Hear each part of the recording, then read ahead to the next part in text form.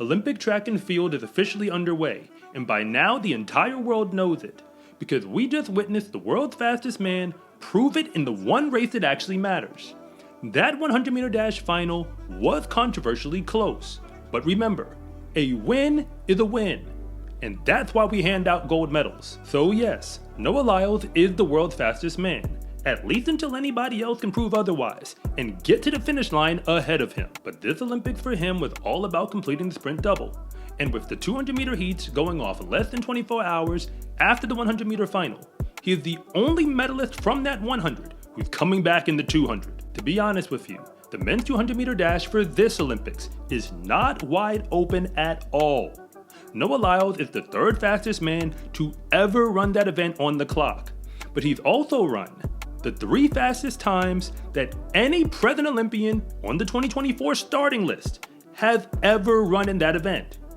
Long story short, if you want to win the gold medal, you're going to have to run a time that you have never run before, unless you're him. But they're the reason why we run the races, because we don't actually know what's about to happen.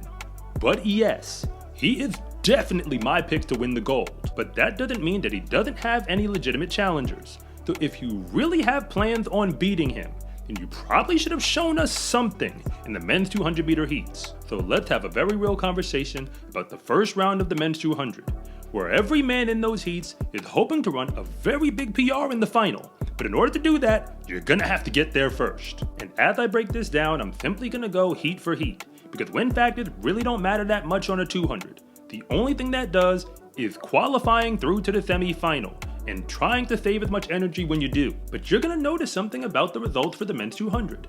There were a lot of college runners on the starting line, because college track and field at its highest level is basically professional level. As a matter of fact, it's apparently Olympic level. But if you're new here, I want to say thank you for even making it this far into the video. And I'm Coach Rob, the founder of SCArecruiting.com, where I rank the best track and field recruits across the entire nation.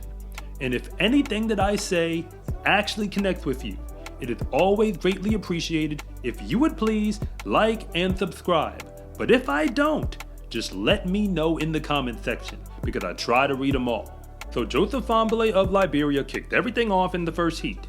He won it in 20.0 seconds over Eof Deshalu of Italy and Wade van Niekerk of South Africa.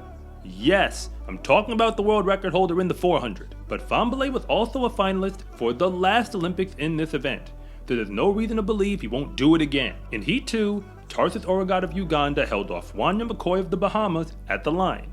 They both ran 20.32 and 20.35.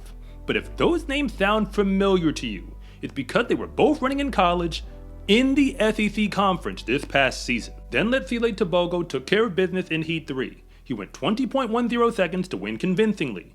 But Maka Sharamba of Zimbabwe was right behind him. And he was also competing in college this past season, still in the SEC conference. But when Heat 4 went off, Kung Fu Kenny Bednarek of America showed his cards, because he ran the fastest time of anybody during the heats, going 19.96 seconds. He kinda had to go fast if he wanted to be the heat winner, because Alexander Ogando of Dominican Republic was right behind him. But if you really want to pick somebody who is not the favorite to win the 200, you probably gotta go with Kenny Bednarek. Not only for this reason, but Kenny was the fastest man in the world this year on the clock for a good while. So if you really want to pick somebody who is not the favorite to win the 200, I guess you gotta go with him. But America's Arian Knighton decided to go out and try to match him during the heats. He went 19.99 seconds to get the victory. But he did that over Carly Makarawu, who is running for Zimbabwe, but is also a collegiate runner. He dominated at the junior college level this past season, and is headed to Kentucky, once again in the SEC conference. But whoever drew up the heat sheets decided to save the best for last, because they gave us the reigning Olympic champion Andre DeGrasse of Canada against the reigning world champion Noah Lyles, of course from the USA. But you should have already guessed that the world's new fastest man got the victory over him, because Noah Lyles hasn't taken any losses in the 200 since that Olympic final 3 years ago. Between the heats and the final round, they're still going to run the repechage rounds as well as the semifinals. But as far as I'm concerned, when you are judging the 200-meter dash, we know pretty quickly who is supposed to be in that final. I apologize to all the names that I didn't mention, because one of you might sneak into the final when it is all done. But I am pretty sure that if your plan is to get a medal once you get there, you're somebody who already showed us your cards. Because if you really want to be recognized as the world's fastest man in any event, then you're gonna have to prove it during the one race that you actually need to run, which is always the final race at the Olympic Games. And now everyone knows who exactly you need to beat in order to pull it off. SCA Track and Field gear is here. Fast is a lifestyle, and what you wear should reflect that.